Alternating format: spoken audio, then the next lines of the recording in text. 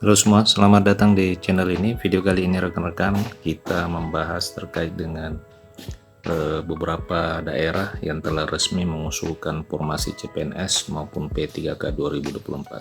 Silakan dicek daerah rekan-rekan apakah termasuk di dalam daerah-daerah yang akan saya sebutkan di video ini.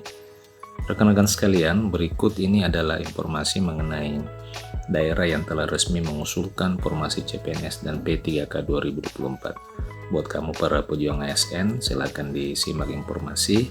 Oleh karena memang kabar yang gembira pada tahun 2024 ini, pemerintah daerah juga diberikan ruang untuk mengusulkan formasi CPNS maupun P3K tahun 2024.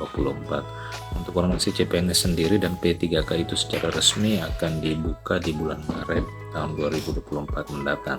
Selain mempersiapkan diri, peserta berkas dokumen yang akan menjadi persyaratan mendaftar CPNS dan P3K 2024, kamu juga perlu mengetahui formasi apa yang akan dipilih saat mendaftar nanti, terutama untuk rekan-rekan para honorer ya, harus memahami dan memverifikasi betul kira-kira formasi apa yang didaftar. Jangan sampai seperti kejadian pada 2023 yang lalu, di mana para tenaga honorer yang mendaftar P3K meskipun mendapatkan nilai SKD yang paling tinggi akan tetapi belum berhasil lolos, oleh karena memang harus bersaing dengan honorer kategori 2 yang memang menjadi prioritas di dalam pengangkatan.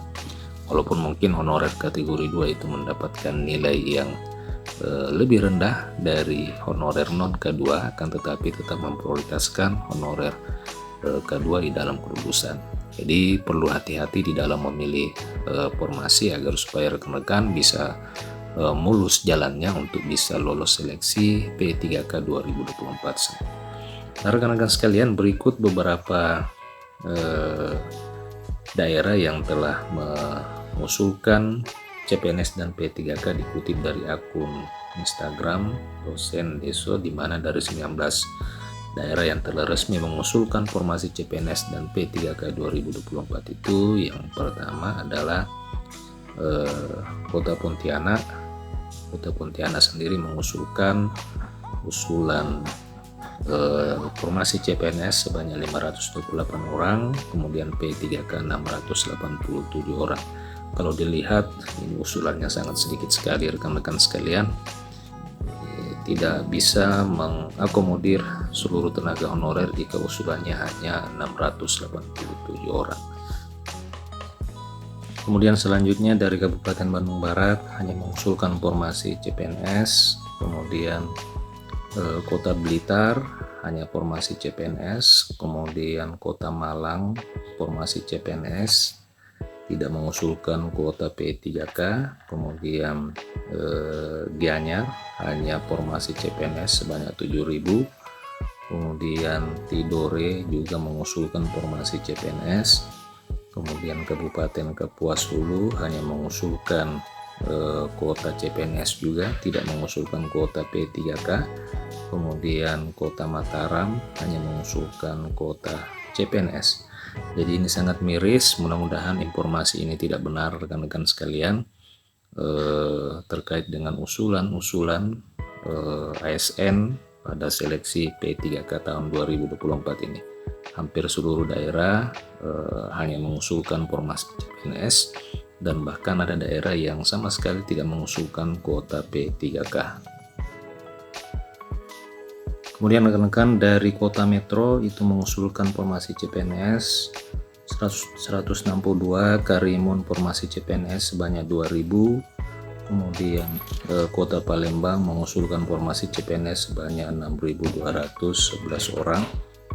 Kemudian Kota Bima CPNS 1.600, Kota Medan CPNS 2, Kota Merangin CPNS sebanyak 2.642.